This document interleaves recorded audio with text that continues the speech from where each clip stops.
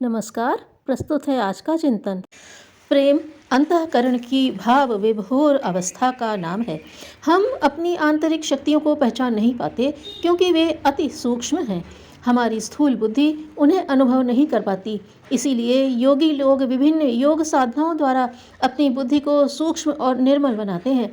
चित्त को विषय वासनाओं से मुक्त करके उसे किसी भी सूक्ष्म स्थिति में प्रवेश और चिंतन के योग्य बनाते हैं। तब कहीं उन भाव तरंगों की प्राप्ति और अनुभूति हो पाती है जो अपने अंदर और बाहर सब तरफ तिल में तेल, जल में विद्युत और शब्द में अर्थ की भांति छिपे पड़े हैं। प्रेम भावनाओं के उद्रेक से अंतःकरण में अतिरिक्त कुछ और दिखाई ही नहीं देता। इसलिए प्रेम जीवन की सर्वोच्च सिद्धि है। उसके लिए कठिन साधनाओं की आवश्यकता नहीं। आत्मा रस है, उसकी अनुभूति कराने की शक्ति केवल प्रेम को है। इस तथ्य को और अधिक स्पष्ट जानने के लिए हमें जीवन के उन क्षणों का स्मरण करना होगा जब हम किसी के प्रेम में भाव विभोर हो रहे हों। प्रेम में अद्वितीय रस, अनुपम सौंदर्य और रहस्यमय संगीत छिपा हुआ है। प्रेमी तो वीरान में भी महल और राज प्रसादों में रहने वालों की अपेक्षा स्वयं को असीम तृप्त और परमानंद की स्थिति में पाता है। इसलिए लौकिक सुखों की तो उसे चाह भी नहीं होती। संसार में जो भी कुछ सूनापन है वह प्रेम का अभाव है। संसार में जो कुछ भी सक्रियता है वह प्रेम की प्यास है।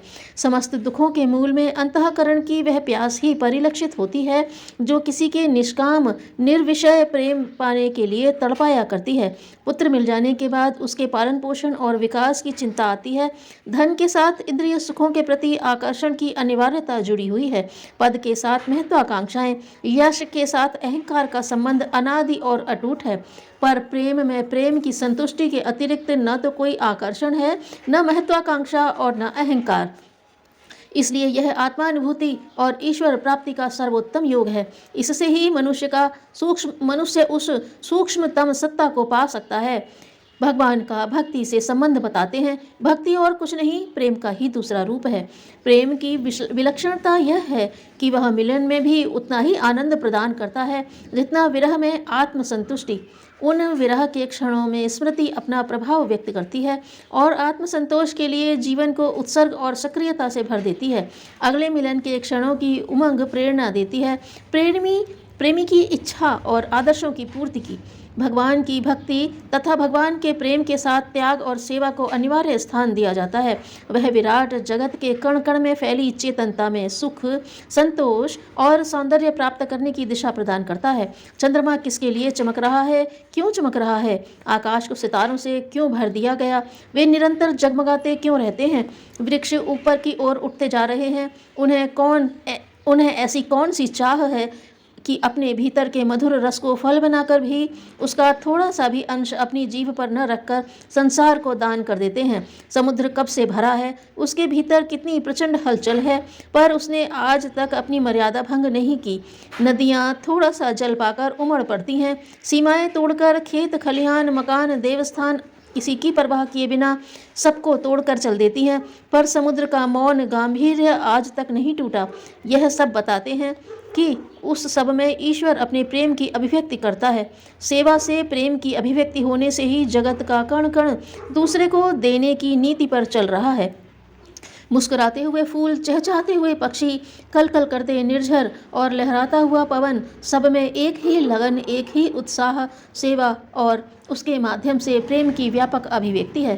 प्रेम की यह व्यापकता ही तो मानव जीवन को स्थूल जगत से उठाकर सूक्ष्म जगत के चिंतन में प्रेरणा देती है। इसीलिए प्रेम जीवन की सबसे बड़ी मार्गदर्शक सत्ता है। वह आदमी को भौतिक सुखों की अपेक्षा आध्यात्मिक तथ्यों में जीवन और प्राण का संदेश देती है। इसलिए यह सबसे सबल शिक्षण है। हम किसी को कितना प्यार करते हैं, उतना ही उसमें प्रेरणाएं और प्रकाश भरने के अधिकारी हैं। कहते हैं प्यार से समझाई हुई बातें जीवन भर नहीं भूलती, जबकि भयवश सीखी हुई, दबाव में आकर सुनी हुई सारपूर्ण बातें भी लोग अधूरे मन से सुनते और कुछ ही दिन में भूल जाते हैं।